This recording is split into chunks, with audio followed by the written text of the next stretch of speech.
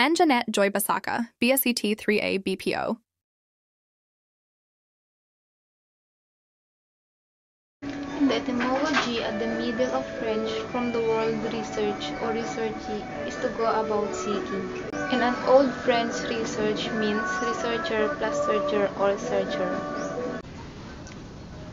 So what is research? Based on Martin Shuttleworth, the research is gathering of data, information, and facts for advancements of knowledge.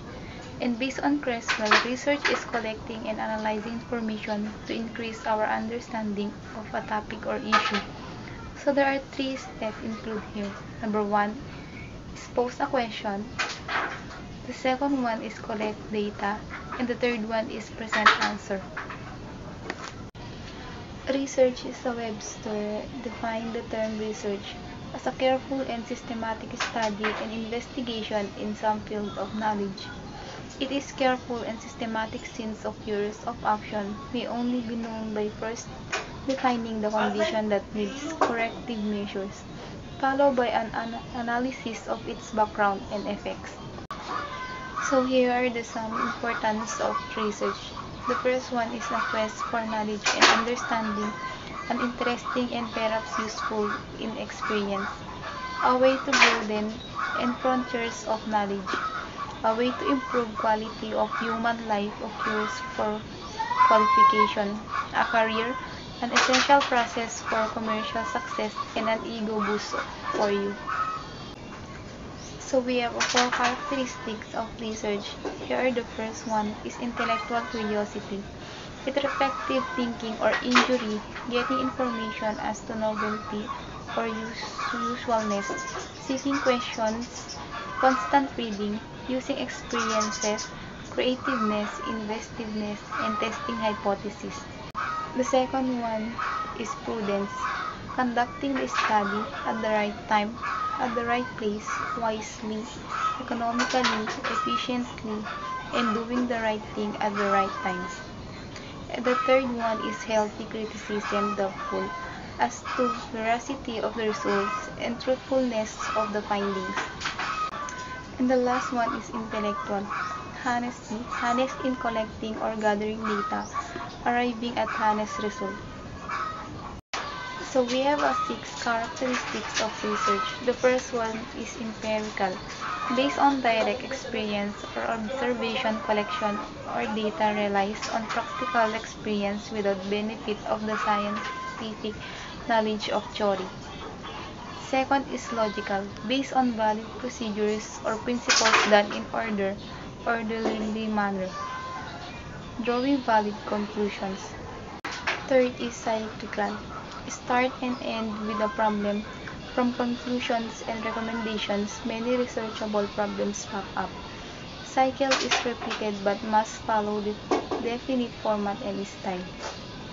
The fourth one is analytical, applying analytical procedures. Historical research or past descriptive research is present.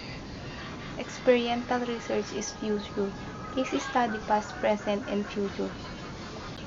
5 is replicability. Research design or procedures are applicated. Comparison of similarities and differences. The more replications, the more valid conclusive results to arrive at. And the last one is critical. Careful and precise judgment, establishing high level of confidence. So we have 2 levels of confidence. The first one is 1% and the second one is 5%. There are 3 types of research. Number 1 is pure research. Basic research or fundamental research aims at discovering the basic truths or principles to add to a body of scientific knowledge. Number 2 is applied research. Application of scientific knowledge to the solution of problems. Development of new system, procedure, device or method. Problem is identified, a new system is applied. And the third one is action research, decision-oriented research, and application of step of scientific method. Classification of research. The first one is library research. conducted in the library such that answers are available in the library. Historical research, past primary or secondary sources are available in the library.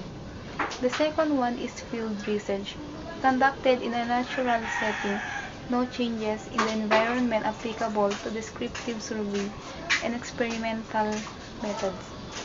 And the last one is laboratory research, conducted in artificial or controlled conditions, isolating the study in an operationalized area, to test hypotheses, to control variance, to discover the relations between the DV or IV. We have 5 types of variable or variables. The first one is independent variable. Stimulus variable determines relationship to an observed phenomenon. Independent variable is manipulated. Second is dependent variable. It response variable, observed and measured to determine the effect of the independent variable. Dependent variable changes when the independent variable varies. Third is moderate variable. Secondary or special type independent variable. It acts to ascertain if it alters or modifies the relationship between the independent variable and dependent variable. Independent variable A affects dependent variable B, but factor C is suspected to modify the relationship between A and B, so C is the moderator variable. Number 4 is control variable. Variable controlled by the researcher. Effects can be neutralized by eliminating or removing. Independent variable A affects the dependent variable B. The researcher may control D, which is control variable, because he cannot do many variables simultaneously. Number 5 is intervening variable. Variable that interferes the independent variable and dependent variable.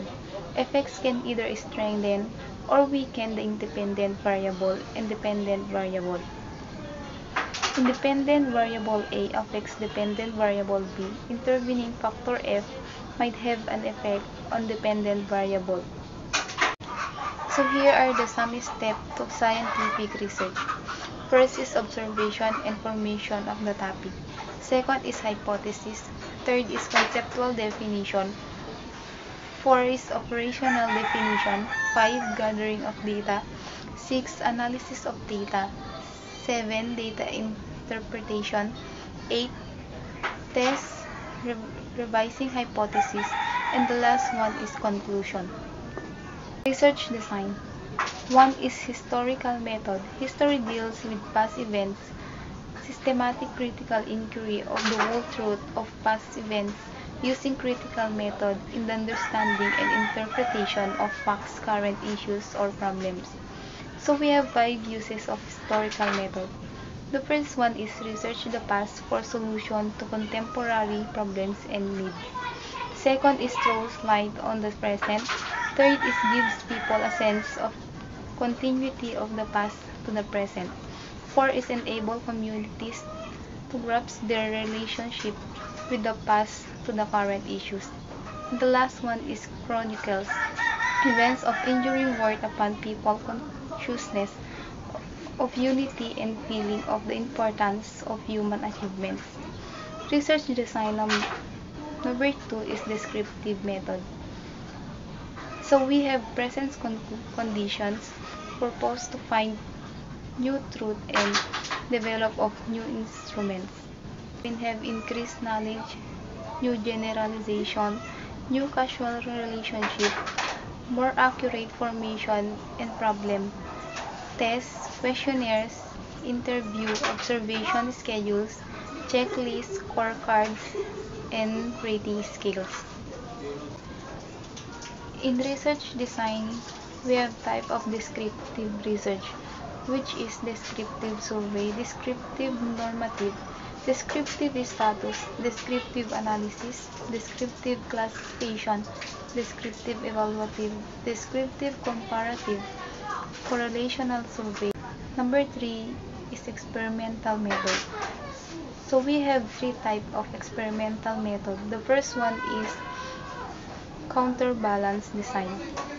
Quasi-experimental design, rotation design, involves an exchange of two or more treatments taken by the subjects during the experiment. Latin square each variable in the form of square of use once in a row or column. Second is pretest, post-test group design.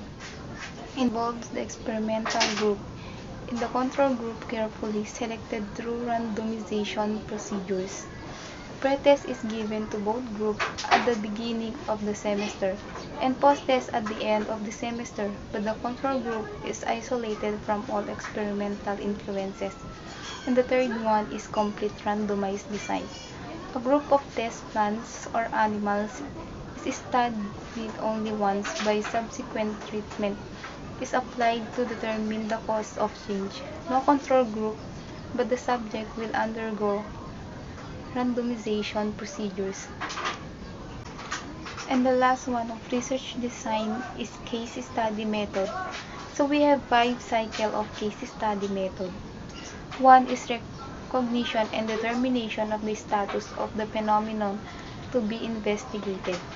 2 is collection of data relatives to the factor or circumstances associated with the given phenomenon. 3 is diagnosis or identification of causal factors as a basis for remedial or developmental treatment. 4 is application of remedial or adjustment measures. The last one is subsequent follow-up to determine the effectiveness of the corrective or developmental measures applied.